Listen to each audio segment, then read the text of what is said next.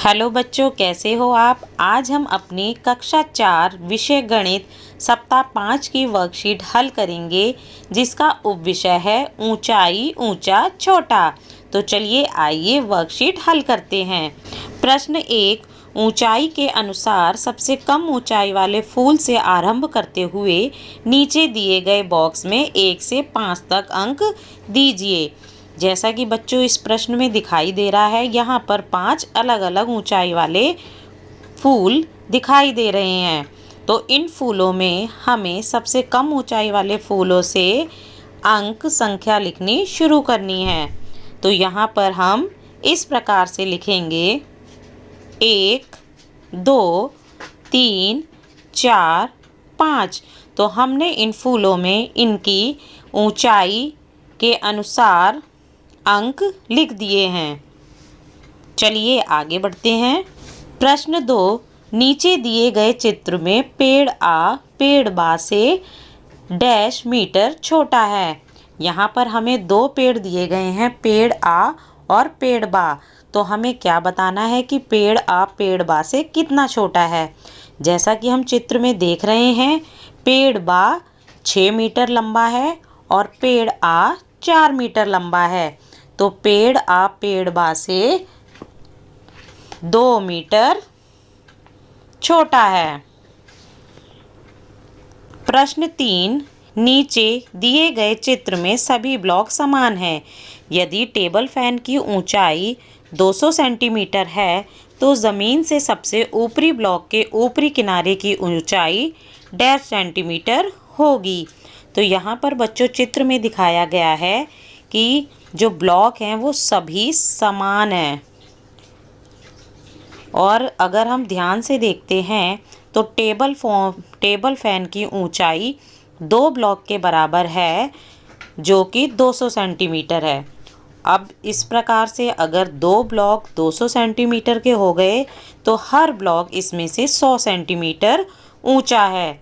तो अब हमें ज़मीन से सबसे ऊपरी ब्लॉक के ऊपरी किनारे की ऊंचाई बतानी है। तो वो होगा हमारा 500 सेंटीमीटर, क्योंकि एक एक करके हमने ज़मीन से ऊपर तक 5 ब्लॉक लगाए हुए हैं। तो यहाँ पर उत्तर लिखेंगे 500 सेंटीमीटर। चलिए आगे बढ़ते हैं। प्रश्न 4, निम्नलिखित कथनों को पढ़ें और सही या गलत कथन का चयन करें। तो यहाँ पर हमें कुछ कथन दिए गए हैं और इसमें से हमें सही या गलत बताना है। पहला है 1 मीटर बराबर 1000 सेंटीमीटर। तो यहाँ हम लिखेंगे गलत, क्योंकि 1 मीटर बराबर 100 सेंटीमीटर होता है। दूसरा, एक पेड़ पौधे से लंबा होता है। तो यहाँ हम लिखेंगे सही, क्योंकि एक पेड़ हमेशा पौधे से लंबा होता है। तीसरा, हम मेज की ऊंचाई को किलोमीटर में मापते हैं। यहाँ हम लिखेंगे गलत। चौथा, आपकी कमरे की ऊंचाई 3 मीटर से अधिक है। यहाँ हम लिखेंगे सही, क्योंकि कमरे की ऊंचाई 3 मीटर से अधिक होती है। प्रश्न 5, किसी इमारत की ऊंचाई मापने के लिए निम्नलिखित में से कौन सी इकाई सबसे उपयुक्त है। तो इसका उत्तर है पहला, मीटर। किसी इमारत की ऊंचाई मापने के लिए मीटर सबसे उपयुक्त इकाई है। चलिए आगे बढ़ते हैं। प्रश्न 6, एक 6 सेंटीमीटर की ऊंचाई का क्रिसमस पेड़ बनाकर रंग भरें और उसके साथ इस क्रिसमस पेड़ से 2 सेंटीमीटर कम ऊंचाई वाला एक सांता क्लॉज बनाएं। तो इस प्रश्न में हमें बच्चों एक 6 सेंटीमीटर ऊंचाई का क्रिसमस पेड़ बनाना है और उसके साथ एक सांता क्लॉज बनाना है जो हमारे क्रिसमस पेड़ से 2 सेंटीमीटर कम ऊंचा हो।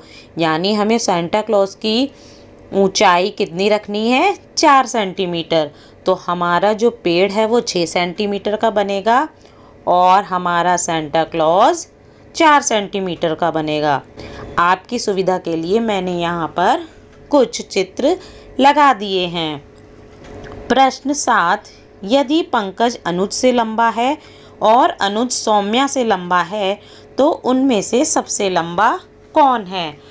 तो यहाँ पर मैंने तीनों की लंबाई के अनुसार 3 लाइनें खींच दी हैं।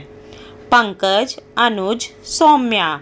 तो जैसा कि इनको देखकर पता चलता है कि सौम्या से लंबा अनुज है और अनुज से लंबा पंकज है, यानी सबसे लंबा पंकज है। प्रश्न 8, यदि मीना की ऊंचाई 130 सेंटीमीटर है और आश्रित की ऊंचाई मीना से 10 सेंटीमीटर अधिक है, तब आश्रित की ऊंचाई डैश सेंटीमीटर होगी। आश्रित की ऊंचाई मीना की ऊंचाई से 10 सेंटीमीटर है, तो यानी आश्रित की ऊंचाई होगी 130 सेंटीमीटर जमा 10 सेंटीमीटर बराबर 140 सेंटीमीटर। तो यहाँ पर हम लिखेंगे 140 सेंटीमीटर। तो बच्चों, ये वर्कशीट यहाँ कंप्लीट होती है।